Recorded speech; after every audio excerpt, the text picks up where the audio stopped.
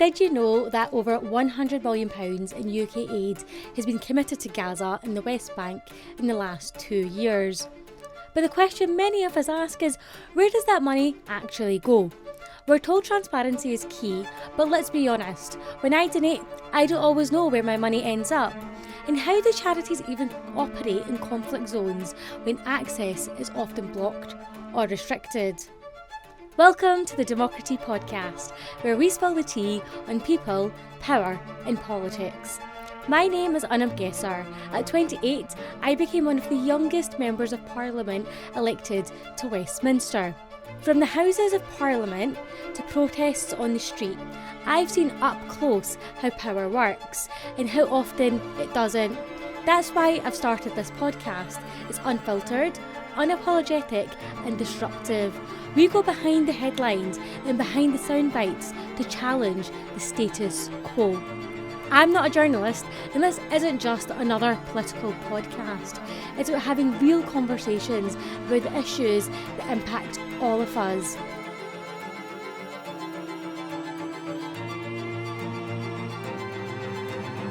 Today, I'm joined by Mustafa Faruqi, Chair of Muslim Aid, one of the UK's largest Muslim charities, working in over 20 countries. Right now, much of their focus is on Gaza. Millions have been raised, yet Palestinians are still starving. So we ask, does donating to charity really make a difference? And before we dive in, this is our very first season, so your support means the world. After you've listened, I'd love to know what you think. Does charity giving really make a difference, or is the system too broken? Drop your thoughts in the comments, share this episode with a friend, and don't forget to hit subscribe so we can keep inviting guests to spill the tea on people, power and politics. Thank you for joining us, Mustafa. Thanks for having me. Yesterday, I drove down from Scotland to London, so I'm quite tired. So my cup is full of caffeine. What's in your cup today? What are you drinking? I'm also drinking coffee, which is caffeinated. Otherwise, I'd normally also be drinking decaf, but the machine is broken, so I'm drinking regular coffee. Mustafa, before we dive in, what is Muslim Aid and what's your role as chair? Sure. So Muslim Aid is a faith-based charity founded in 1985 by Cat Stevens, or Yusuf Islam as he's now known, and a number of other Muslim organizations in response to the famine in the Horn of Africa. So today we serve over 3 million beneficiaries in around 20 different countries, focusing on emergency relief, healthcare, housing, education, and livelihoods programs. So my role as chair, I chair the board of trustees, so we're all voluntary, unpaid board members, and we appoint and manage an executive team to run the charity effectively in accordance with our strategy and objectives and our risk appetite. So how many countries do you operate in? So it's 20 different countries. So we have permanent offices in Pakistan, Bangladesh, Myanmar, Sudan, Somalia, Bosnia, Sri Lanka. And we have partner offices in Sweden, Malaysia and the USA. And then we operate in other countries through partners, basically. I feel like regardless of where you look in the world, there's a crisis. In fact, it sometimes feels like the world is on fire, and I think it's maybe a fair analysis to say that charities are often throwing water at the flames, but in actual fact, there's just simply not enough water to get around all the crises. Essentially then, you as a charity chair are having to make the decision on what crisis to prioritise over another. Is it a fair assessment to say that one life, it then becomes more meaningful, or another life rather becomes meaningless?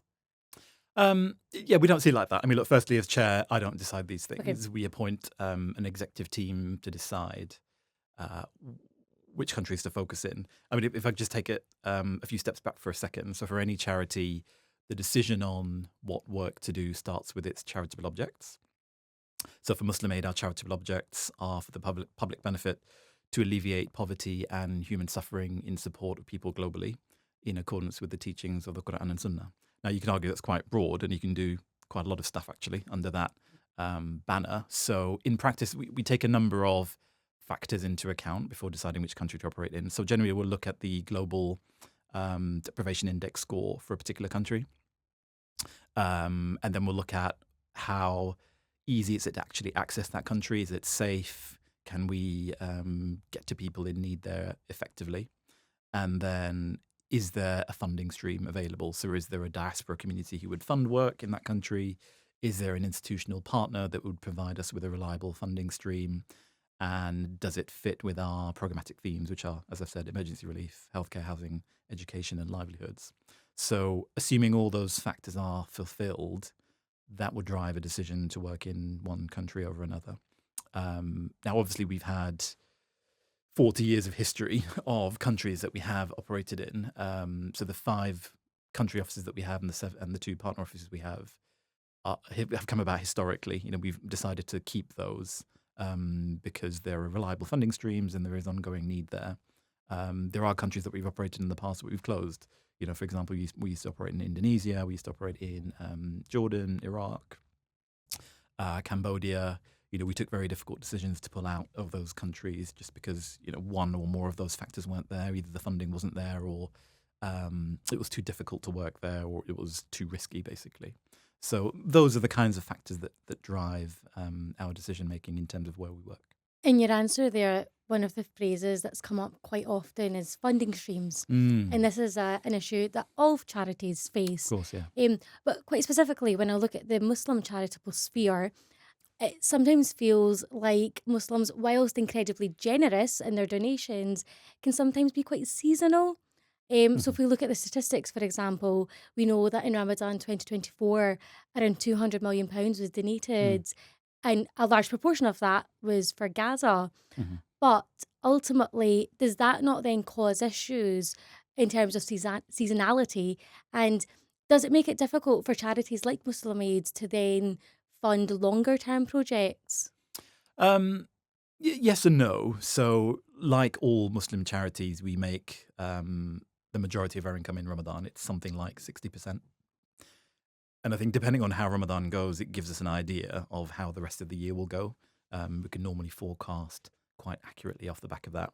Yes, there are peaks and troughs. There was a peak last year because of Gaza. There was a peak the year before because of the earthquakes in Turkey and the floods in Pakistan. So there is an element of seasonality to it, but like I said, depending on how Ramadan goes, the rest of the year will follow. Also, only about 70% of our income comes from the community. About 30% comes from institutional funders like the World Food Programme, Start Network, Islamic Development Bank, the Institute of Migration. So we have a bit of diversity in our funding mix.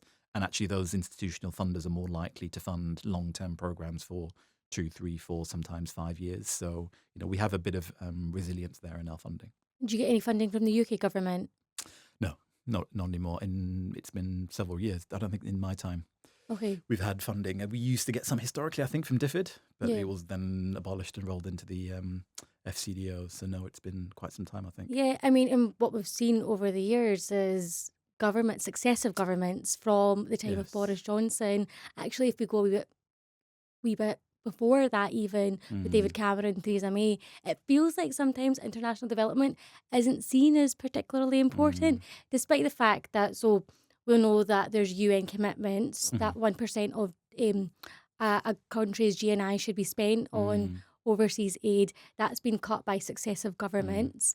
I actually remember being in Parliament for one of those votes, and the Tories had a rebellion on their hands because they were quite frustrated, and they understood that Britain has a moral obligation, I suppose, for a lot of these countries in terms of supporting them tackle some really big issues around global poverty. But then, of course, we've now seen a new Prime Minister, a new government. I think, and I appreciate you might not be able to get too political with this answer, but it's been really interesting to see this new Labour government, Keir Starmer, and his attitude towards GNI as well and overseas aid, because it's actually cut even more. Do you think this speaks wider to an issue of people just not thinking that poverty, whether that's in Afghanistan, Syria, Ethiopia, Pakistan, Bangladesh, it just simply isn't a priority for them? Yeah, I think it is a priority for them, because I think if you ask the government what's the number one issue right now that's troubling it, it's migration, right? And where is migration coming from? It's coming primarily from those countries, Afghanistan, Syria, war zones, where actually the UK has had a large say in why those countries are the way they are. And so I think it's quite short-termist to say, well, we will cut overseas development assistance to these countries and they can kind of fend for themselves.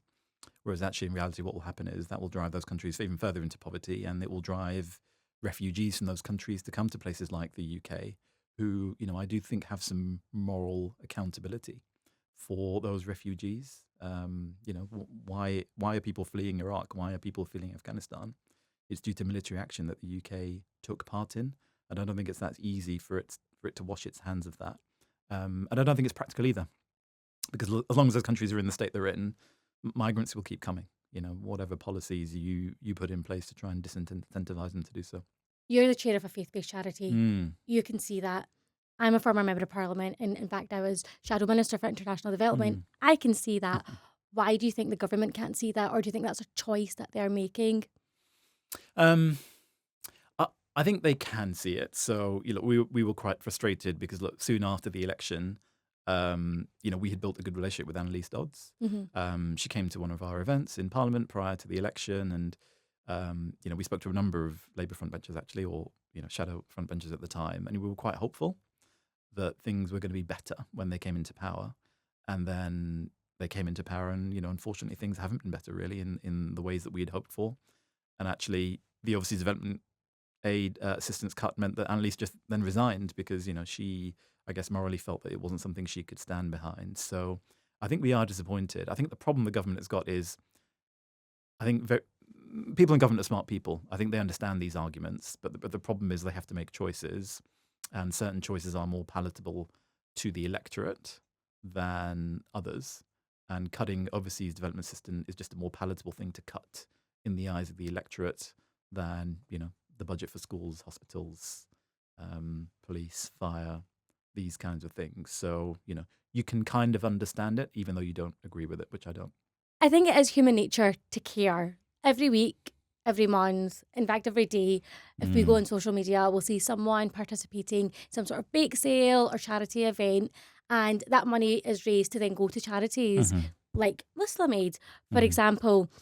It feels like, however, that your work as a charity, and I say your work, I mean the charity sector as a whole, it feels like the work of the charity sector has slightly changed, whereas previously it was a lot of humanitarian work, but more recently, especially with the genocide in Gaza, we're seeing charities having to take more of a political stance. Yeah. And you actually kind of alluded to that with your conversations with government ministers. Do you think that's a fair assessment?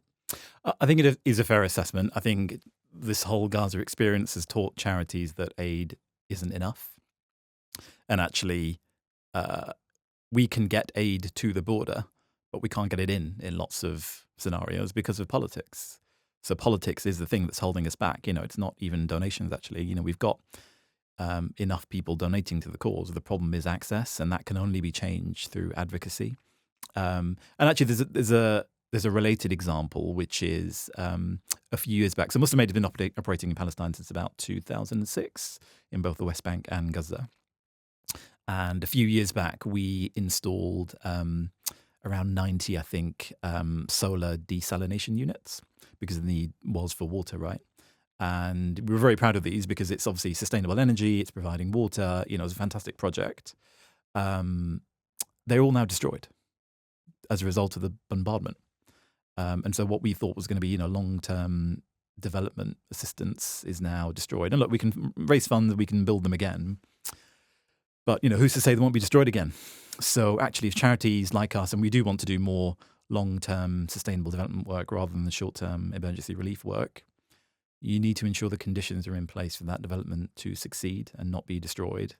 And unfortunately, that can only come through politics and speaking to those who have power and influence. So I think a lot of charities have learned that lesson over the last 2 years. So then charity and now international development is inherently political. Absolutely. And it's really interesting because I think about the money that has been donated, especially in the last 2 years, kind of post 7th of October and the genocide in Gaza and the continual bombardment of Palestinians. When I think of that scenario, and I think of Gaza aid going in. I was in the chamber when we were having those conversations, those debates, and I still don't really fully understand why we were having debates around humanitarian Mm, access, and to people and to help support people suffering genocide. mm. But if you can't get aid in, how does it work then? Because people are obviously donating money. Mhm. You're wanting to go in, you can't get that in. How does it work? Do you have local partners on the Yeah. ground? Just to give people a bit of an understanding of how charity actually works. Yeah, sure. So the first thing I'd say is some aid does get in. It's a very, very small amount, but every day a small number of trucks do get through. Sometimes there are, sometimes they're other charities, sometimes they're partners. So that is one way to get aid in. However, what we and other charities are doing is effectively funding partners who already have a presence on the ground. So we fund a number of existing Palestinian charities, and you can look at the names on in our annual report. So people like Arad al-Insan, the Palestinian Society for the Education Education Environment, the Turkish Red Crescent, Atfaluna Society for Deaf Children. These are all charities who already operate within Gaza. And so what they're able to do is we transfer them funds, and they're able to buy food locally, because there is actually food in Gaza. It's just hugely inflated. So I think prior to the war, about $15 could get you a decent food basket for a family. Now it's about $60 for a hot meal for a family, which is extremely expensive. There are actually, believe it or not, commercial deliveries of food into Gaza, because why? There's profits to be made when food is that scarce. So there is some food, but it has to be bought locally at hugely inflated prices. So that is our kind of primary mechanism for delivery now. It's transferring funds to people who can buy food on the ground, cook it, and deliver it in places where it's still safe to do so. And when someone's donating money to, Mm. for example, Muslim Aids, when they click that donate now button Mhm. on the website, how long does it take for that money to leave their bank account to actually have an impact on the ground? Yeah, it's hard to say. I mean, money leaves the bank account immediately because we have to account for it. Effectively, look, we have an arrangement with those partners where we have effectively pre-funded them. So when October 7th happened, we had pre-funded them to say, look, go and buy some food and we will cover you effectively. So they bought that food, and when we could get the transfers of funds in, we then made them whole so that they weren't, caught short. And that's the arrangement that we had over the last few years, which is whenever you can get food, just go and buy it, and then we'll transfer you the funds to make sure you can pay for it and cover your debts. So that's the arrangement that we have. So, your £10 today may be spent actually just making up what those partners have already bought. Or sometimes we also stockpile. So we buy food and we stockpile it in warehouses so that it's, when access is there, we can put it in. Or, actually sometimes they're stockpiling it even within Gaza. So, I don't want to say exactly what happens to your £10, but those are the arrangements that we have to ensure that we can still get some aid to those who need it. And has that changed since October the 7th? Yeah, I mean, before we would do a lot more trucking in, and all other charities would, because look, buying food locally it's inefficient. But look, unfortunately, there isn't much choice at the minute. That is, probably the primary means by which you can actually get aid in right now, because of the bottleneck that the Israelis have created, and it's entirely of their making. There's no good reason for them to do that, but they've chosen to do that. And that goes back to aid and charity work being inherently political, because that Absolutely. was a decision by the Israeli government to block that access. In terms of working with local partners, has that changed as well, how you interact with them since the 7th of October? What was it like before and what was it like now? I mean, look, I can't speak to some of the detail because I don't get involved personally. Mhm. There are teams of people at head office that kind of do that. Obviously, it's much more dangerous for those partners to operate now. We've lost a couple of partners, workers and families who have been killed I'm so by the sorry. bombardment. We ourselves, we used to have a much bigger office in Gaza, actually, but we scaled it down over the years just because of the risk, and we had one staff member left. She actually asked to leave for her own safety, so we brought her out and her family. Her husband stayed, by the way, because he they were worried that if they left, the same thing would happen that happened in 1948, which is the Israelis would come and take their homes. So her husband stayed behind, but she and her 4 children came out, and we made arrangements for them to flee to safety. So normally she would have been the link with the partners on the ground. I mean, she still is from here, but that's the way that we've traditionally worked. But we've had to change and adapt because of the circumstances that we're in. It makes me so angry. And I think it makes so many of us so angry. But for you working in frontline charity work and being so heavily involved with Muslim Aid, it must be incredibly upsetting to have these conversations. I think for so many of us, even though we see it on the television, I mean, I don't think we see it that often on the television, but we see it more on social media, scrolling TikTok, Instagram. But of course, you're having these conversations on a regular basis, and your staff are having these conversations on a regular basis with people out in Gaza. Now you've had to take her out. That must be really difficult. Yeah, it's difficult. And actually, a few weeks ago, she lost her brother, who was not a combatant. He was just a regular guy, and he was killed by a drone. So it's very real for our people and those affected. I mean, the $1 million question is, where do we go from here? In terms from a charity perspective, what would you like to see in the next kind of shorter and then longer term objectives in Gaza? Yeah, I mean, the charity's objective primarily is to deliver aid, so we can't do that unless there's a ceasefire. So the first thing that we would obviously call for is a ceasefire, and then the opening of borders to allow unfettered access to aid. And then also, because we're also a development charity, it's then allowing the building blocks for rebuilding Gaza. So, the Israelis don't allow things like cement, for example, because they say, well, they'll be used for kind of mortars and building tunnels and things like that. You can't rebuild Gaza without cement. At some point they'll have to allow for those kinds of materials to be brought in. We do housing projects. We would be happy to work in Gaza to rebuild. But at the minute we wouldn't even dream of trying to raise funds for something like that because we know we just can't deliver it. So we need the raising of those restrictions. I think this goes a bit beyond charity. At a certain point, charity stops and politics begins. I really think at some point you will need some kind of military intervention. If you look at how did the other most recent genocides stop, so I'm thinking about Yugoslavia, Rwanda, ultimately they were stopped through military means, either domestic or international, where you had UN peacekeeping forces on the ground to separate the fighting parties and keep the peace. Ultimately, that is probably the longer term solution for Gaza and the West Bank, actually, some kind of international military peacekeeping force that will then allow aid agencies to kind of come in and rebuild. And we've spoken quite a lot about Gaza, but do you still have a footprint in the West Bank?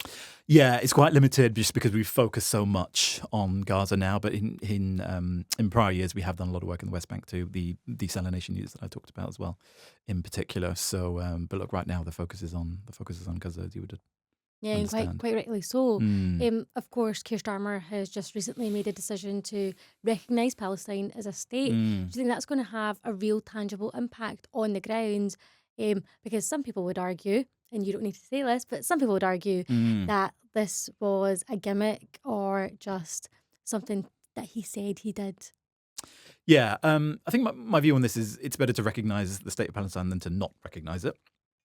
I think the majority of the world's states do so. It's 140, 160 states now out of the 200 that are part of the UN. So I think Britain was an outlier, and they've corrected a historical error that largely they put in place, frankly, for the history of the Balfour Declaration and their role in mandatory Palestine. So I think it was the right thing for them to do, to recognise the state of Palestine. I think the way they went about it was not the right way, saying that it was conditional on the Israeli government doing certain things.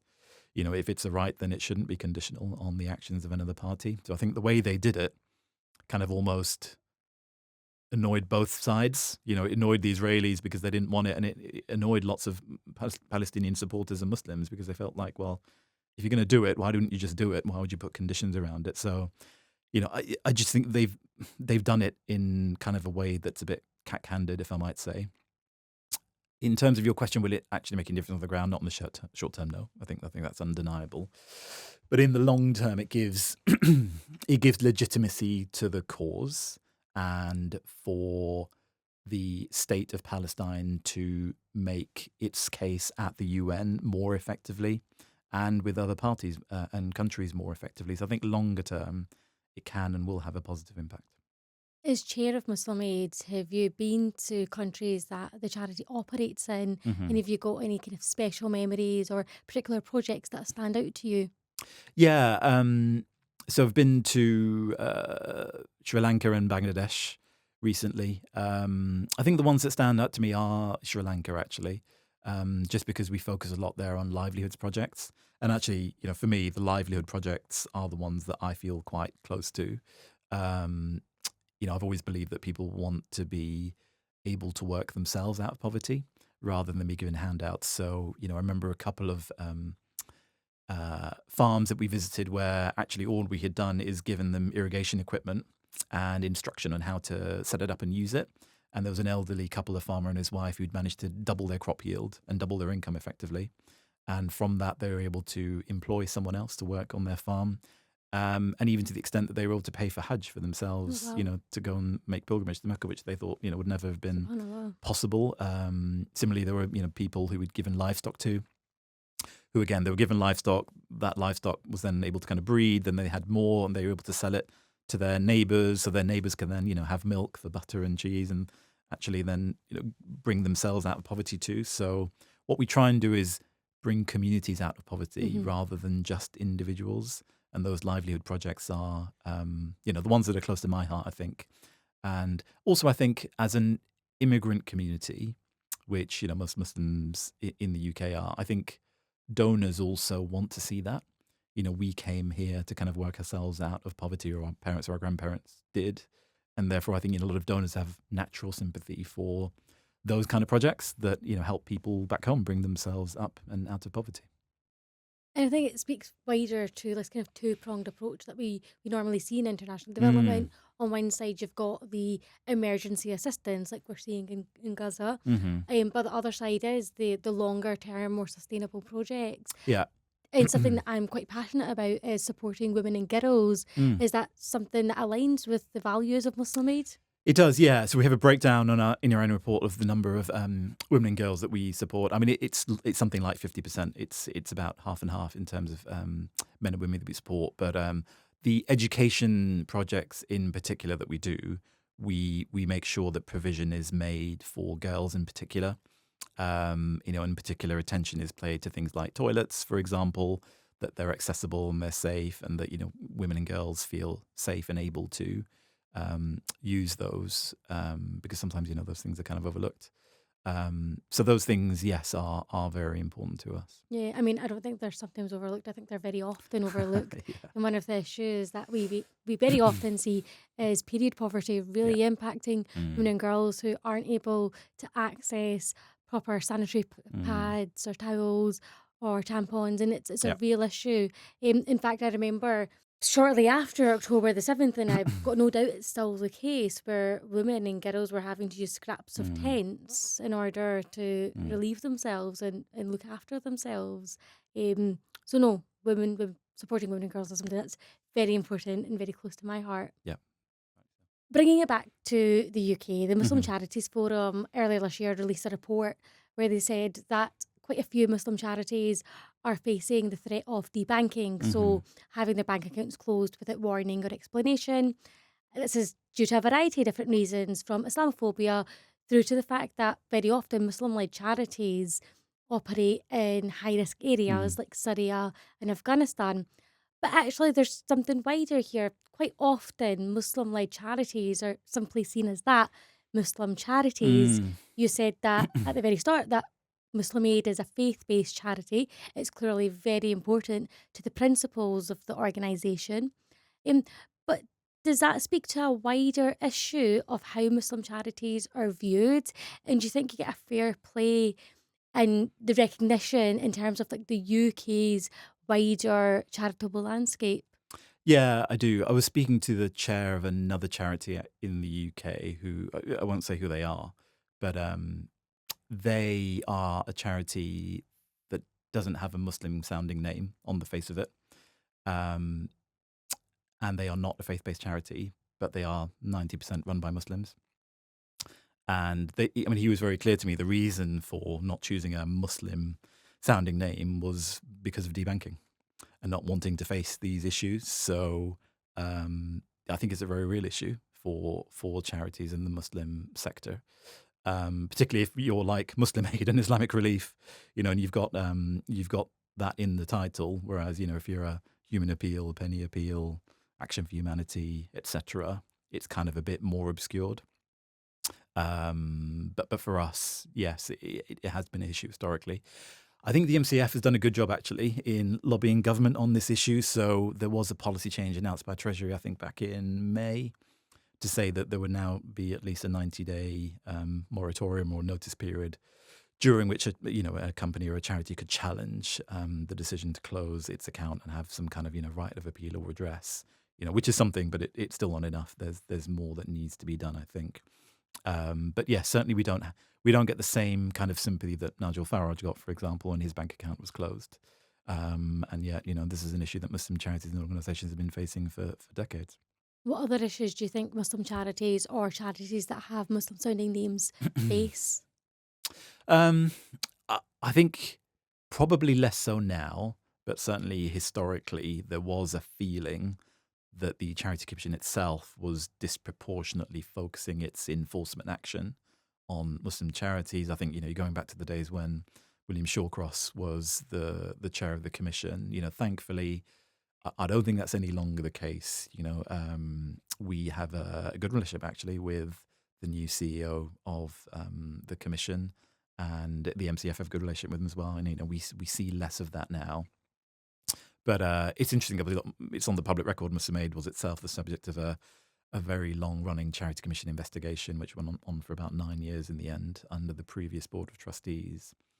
That was closed back in 2022. But actually, one of the reasons they closed it is because we actually sued them in the end, because we felt that they were being unreasonable because they'd managed to close it off.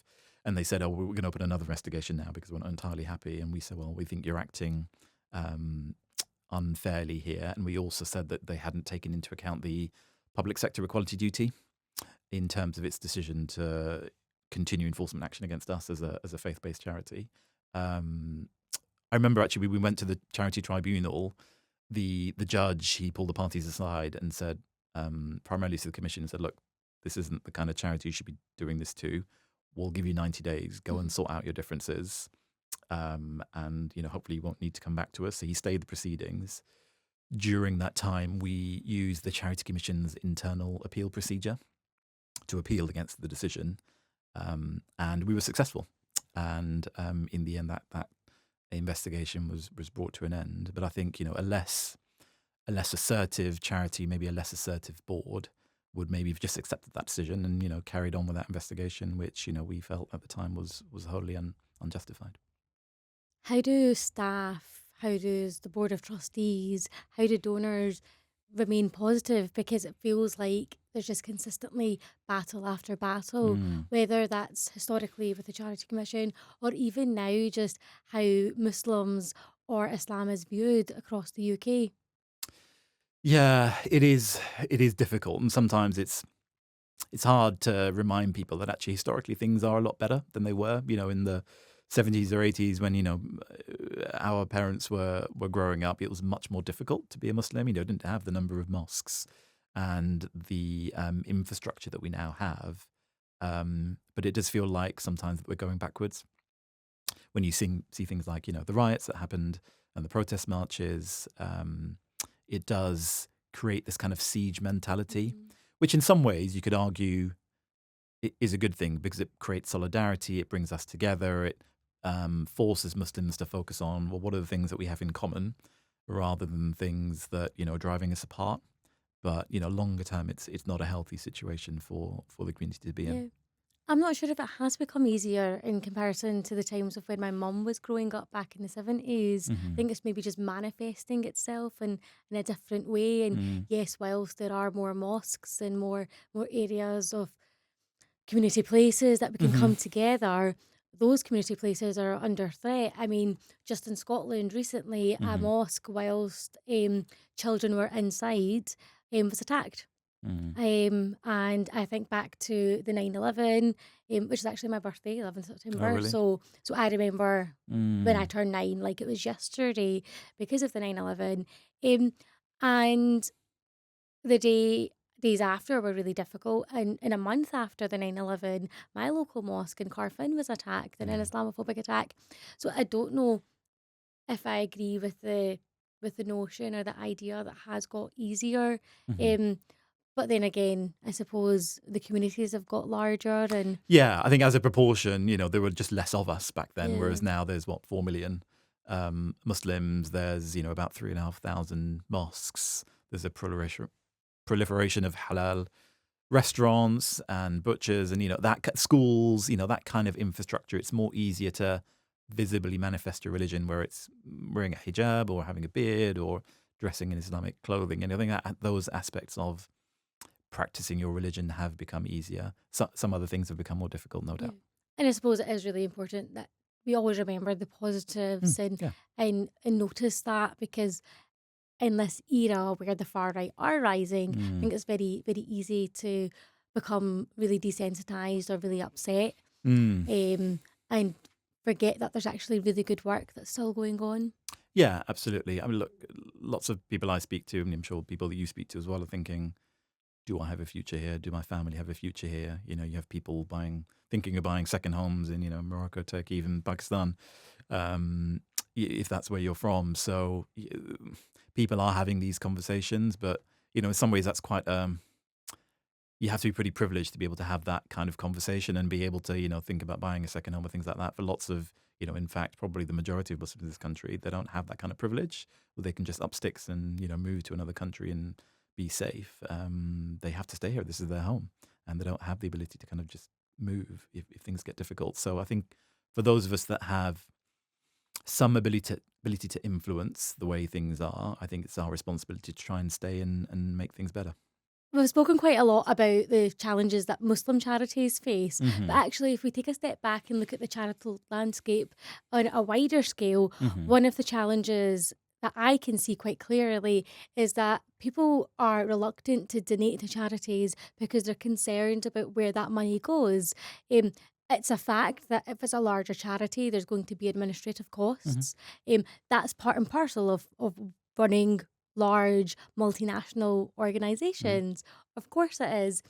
But then on the other hand, very often you'll go on TikTok and Instagram and you'll see viral sound bites of people saying that exact thing. Hmm. That then often can gain traction.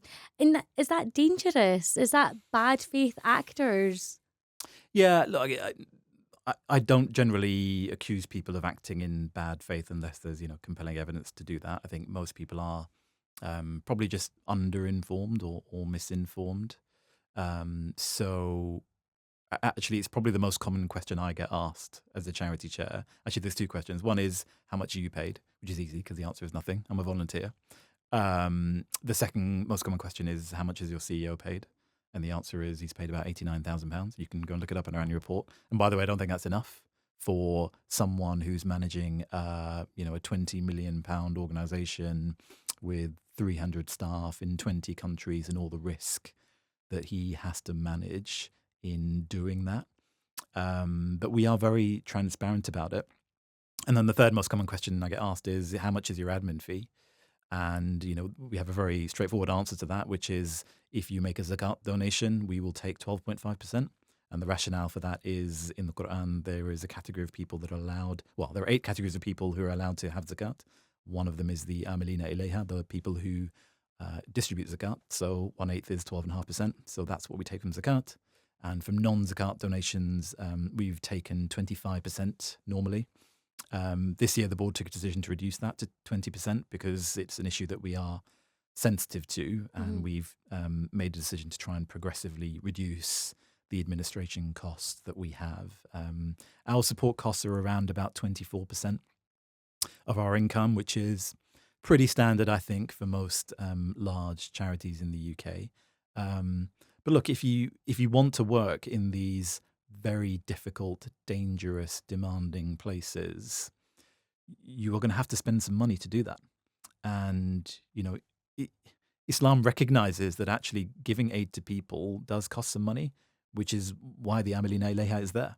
Yeah, even Allah recognizes that it's legitimate to pay at least, 1/8 of your zakat to people who have to distribute that aid. So, I think most sophisticated donors understand that.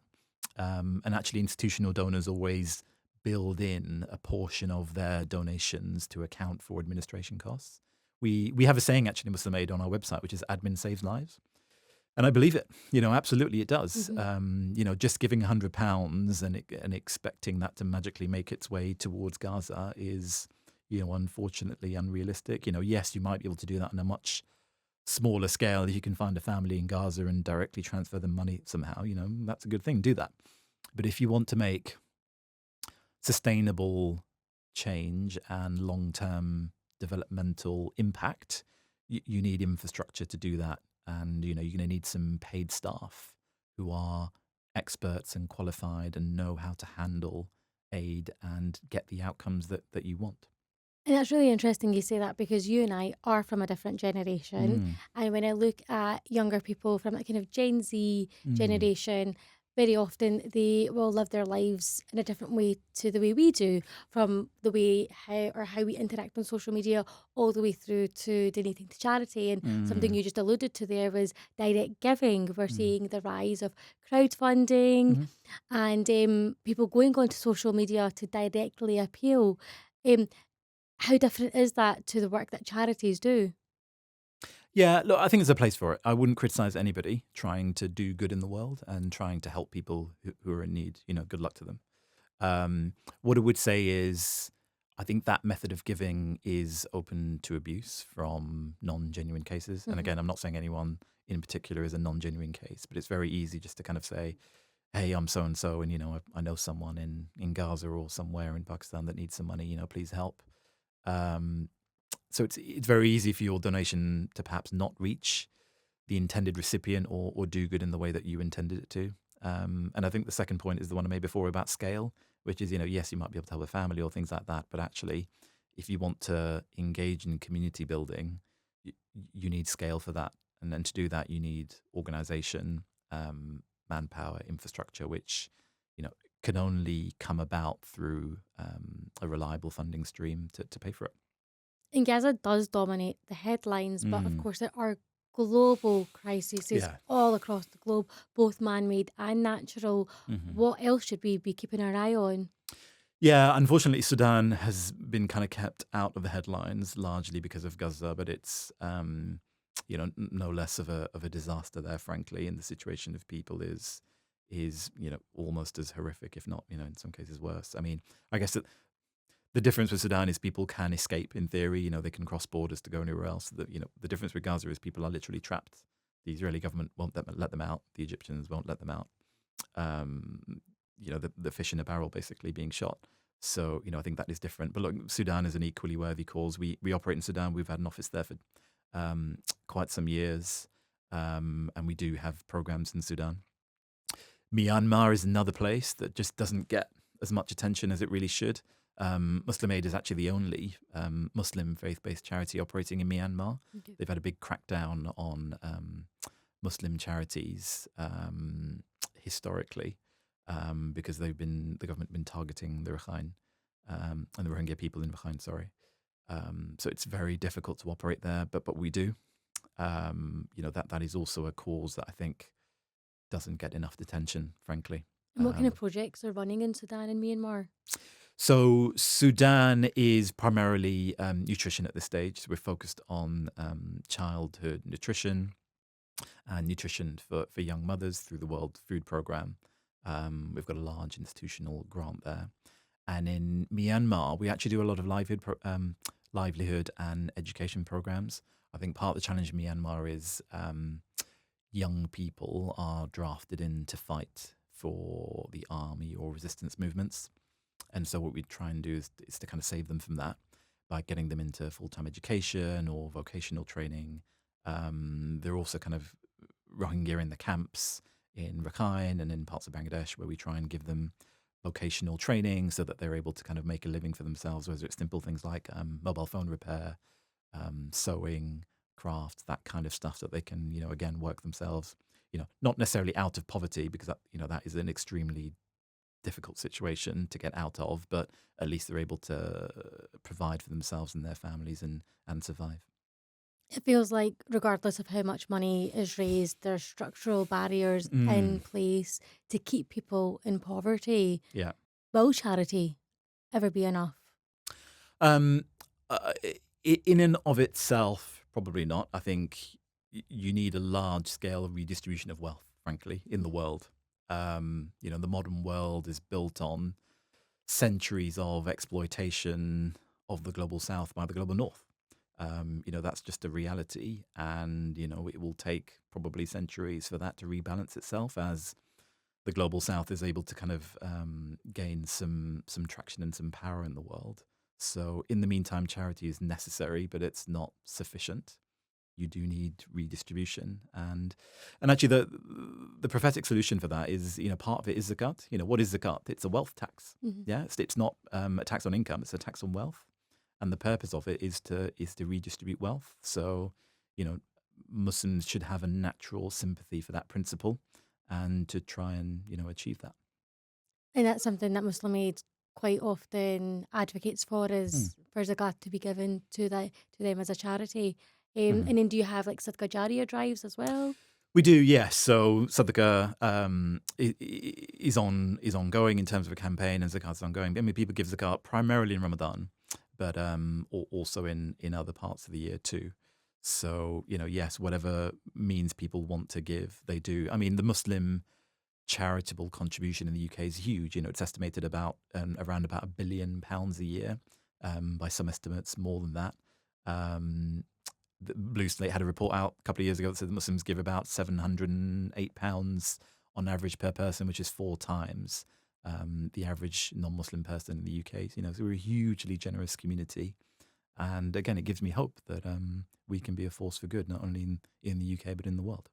And we look at that generosity, and so Mm. much of those funds go abroad, but we do know Mm. that so many Muslims across the UK also suffer. In fact, when Mm. I think of Muslim communities, more often than not, they're from Pakistani or Bangladeshi communities Mm. who are some of the most likely to live in deprivation Mhm. or suffer poverty. Does Muslim Aid operate in the UK? And if it doesn't, We do. why not? You do. Yeah, we do. It's interesting. So I think National Zakat Foundation, which was one of the first actually Muslim charities set up primarily for the UK, I think they did a report a few years ago that said something like 98% of Muslim charitable donations go overseas. And obviously they're a domestic charity and they're trying to change that. So Muslim Aid have also pivoted to the UK a little bit in the last couple of years, responding to the demand actually, primarily from high net worth donors, surprisingly, actually want to give to the UK, and the younger generation also. I think those of us that were born here see the UK as our home. We don't have a concept of back home being Pakistan, India, Bangladesh. Our home is here, and therefore we want to see some good being done here. And as you say, Muslims, something like 46% of us live in the 10% of most deprived boroughs in the UK. We make up something like 18% of the prison population, even though we're 6% of the general population. We have problems, and we do need to help Muslims in the UK, and we do. Our UK programs, I'll give you 3 examples. One is we fund the Felix Project, which is London's largest food bank, distributing food to Muslims and non-Muslims, actually. It's not a Muslim-specific project. We're funding a charity called Help the Homeless in Leicester to build a new purpose-built facility for homeless people in Leicester, where they can come and get not only food, but also social help to get them back on their feet. And in Bradford, we've got a knife crime initiative that takes young people that have entered the criminal justice system, giving them cognitive behavioral therapy to help them with their ways of thinking, and also boxing coaching to get them into something a bit more productive, and mentoring so they can help get into paid work or away from gangs that has kind of led them to that, to being in that situation. So there are a lot more programs in the UK. I think this year we're on track to spend about £1 million in the UK, which is about 5% of our income.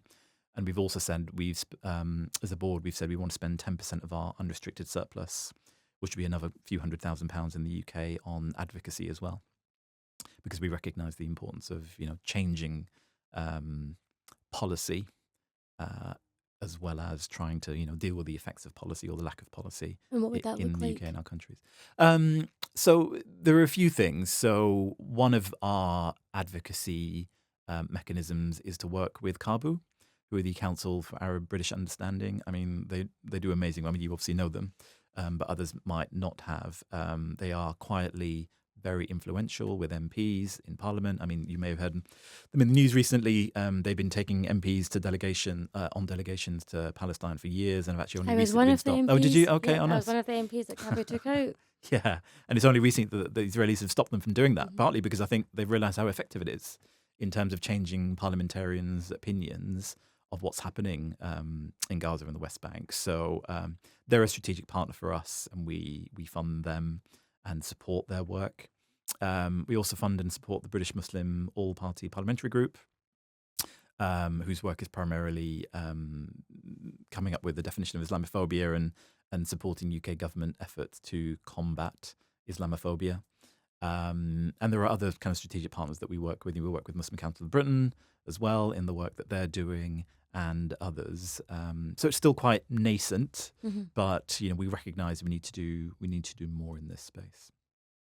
One of the things that really interests me about the Muslim charity sector is, on one hand, um, charity is so important in Islam, Hmm. and we're consistently told that it's one of the best things that you can do, and you Hmm. give so much money with your right hand that your left hand doesn't even know. Sure. But then, on the other hand, as a faith based charity, you want to be talking about the really good work that Mm. you're doing. How do you strike that balance? Yeah. Oh, look, we're definitely on the side of we talk about what we do, because if we don't, then people are not going to donate to us. Um, and I think actually it's another way of addressing the concern around admin. So, if you give £1, actually you can turn that pound into £5, because if we invest that into fundraising, we generally operate on a 5-to-1 return. So there's ways of multiplying your impact by giving to a charity like us in a way that you couldn't actually if you just donated directly. Um, that's just helping that family or that person, that individual. Whereas if you give to an institution like Muslim Aid or Islamic Relief, there are other very good Muslim charities in the UK. I would speak well of all of them actually. Then you have the chance to multiply your impact, and it, it's important that those charities then show you the outcome of your donation. I think we could do better on that. I think lots of Muslim charities could do better on that. We take your donation and we'd spend it, and then sometimes you don't always get the feedback that you want, maybe in terms of, well, what difference has my donation made? So I think we need to do better on that. But I think that's an important part of it too. I think that's a wide charity sector Yeah. issue. No one wants to be reading reports that are Yeah. pages long, Oh, sure. and it's about being able to, explain. Yeah, it is. It's a balance though, because some of our program people are also very conscious of maintaining the dignity of our beneficiaries.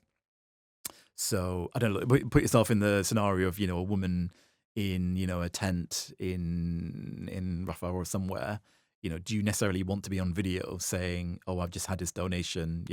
Thanks very much." It's a little bit demeaning. Some people are happy to do it, by the way, because they recognise it's a service of a good cause, and actually it's the way for people then to give more. But we're very conscious of always asking permission from beneficiaries. Say, look, can we film you? Because if we do, then other people will see that we're actually doing stuff. Mhm. And but not all of them are comfortable doing that. And I think we have to respect that. These are people whose dignity needs to be maintained. And if someone is hovering around the donate now button, if they're about to Mm. click it, what's a message you'd want to say to them? Firstly, I'll say thank you. We don't take our donations for granted. And I would also say that by donating to us, you can ensure that your donation is spent wisely, because we have invested in systems and processes and people to ensure that your donation reaches those who it's intended to reach. And that 20% that we will take will make sure that the 80% will make the difference that you really want it to make. And the conversation today has been quite difficult, and spoken about some really depressing and sad topics. Mm. But obviously, there's some really good work that Muslim Aid does across the world. What's one memory that you'll always keep and cherish? I think we I recently went to Bangladesh, which was one of the places where we have a country office. And actually, they had managed to reach almost the end state of where I think we want our work to reach, which is we funded a hospital in Maulvi Bazaar. And that hospital is now fully self-sustaining. So they charge a very small fee to those members of the community who are able to pay. And for those who are not able to pay, they provide free care. So that entire hospital and all the doctors and all the nurses and the staff are now self-sustaining, and there's jobs there for local people. There's a hospital for a community there, and we actually don't even fund it anymore. So I think that is our vision, really, that we can provide the seed for that kind of development to grow and flourish and become self-sustainable. It's a Muslim-aid branded hospital, but actually they're operating on their own 2 feet in a way that gives them dignity and pride in their community and their country. Ultimately, that must be the aim for Muslim Aid, that absolutely. every project ends up like that. In a self-sustaining way, ideally, yes. Before we wrap up, we've got our final section, which is, we call it the That's My Cup of Tea quickfire round. So don't think too long, just go with your gut. Okay. What are you currently reading? I'm currently reading A Short History of the Greek Empire. Okay, that's really interesting. Any particular reason why? I've always just been interested in Greek history. And recently we went to Izmir to see the ancient city of Ephesus. And I just kind of wanted to know the history of Ephesus. Obviously, it was part of the Greek Empire, and Alexander the Great, and St. Paul, and everybody kind of went through there. So I kind of wanted to know a bit more about it. So I bought this book and read it. I haven't finished it yet, but I will. Do you prefer tea or coffee? Coffee. Are you an early bird or a night owl? Early bird. Do you have a favourite quote or something that grounds you in some of the most stressful times of your life? I'm getting a bit older now, believe it or not, and so with age comes wisdom, hopefully. So I have a quote on wisdom that I try and remind myself of, which is by the American psychologist William James, which is, wisdom is knowing what to overlook. Which you kind of have to think about it for a while in terms of what does it mean? It means focus on the important stuff. There are some things that are just not important and you can overlook them, but focus on the things that are important. And and that I think is the essence of wisdom. You don't have to fight every battle, chase every cause, respond to every insult or shortcoming. You have to keep your eye on the bigger picture and choose progress over perfection. Brilliant. Mustafa, this podcast is unfiltered, it's unapologetic, and it's disruptive. But when I'm thinking wider than aid, I'm thinking about the world and what it's going to look like for the coming generations. What's something you'd like to see future generations take up? I'd encourage future generations to take part in voluntary work, actually. Look, I know it's really tough for young people these days. They don't have some of the privileges that, I was going to say we had, but I'm probably slightly older than you. So some of the privileges that I had growing up, like free university education. I'm from Scotland, so I do. Oh, you do still? I beg your pardon. Yes, no, you're right. But certainly, cheap and affordable housing and abundance of, graduate jobs. Those things sadly don't exist anymore for young people. So I know it is hard, but I personally have got a lot out of, volunteering for Muslim Aid and, other causes. And it helps me keep perspective in life in terms of what's really important. Sometimes you're in a job and you're working for a company and it seems like this is the most important thing, but it's probably not. It's not life or death. Whereas actually some of the work that we do, it is life and death. And you can have a real impact on people's lives. So I would encourage young people to find some time to volunteer and give back to their community and, give without expectation of getting anything back in return. I think that is the secret of happiness, is to help others and not expect anything back. Thank you so much, Mustafa, for joining us today. Thank you so much for having me. A huge thank you to Mustafa Faruqi, Chair of Muslim Aid, for joining me and for spilling the tea on people, power and politics. Now I want to hear from you. Does charity really make a difference, or do we need to be demanding something bigger? Drop your thoughts in the comments, share this episode, and don't forget to hit subscribe so you don't miss our next episode of DemocraTEA, where we spill the tea on people, power and politics.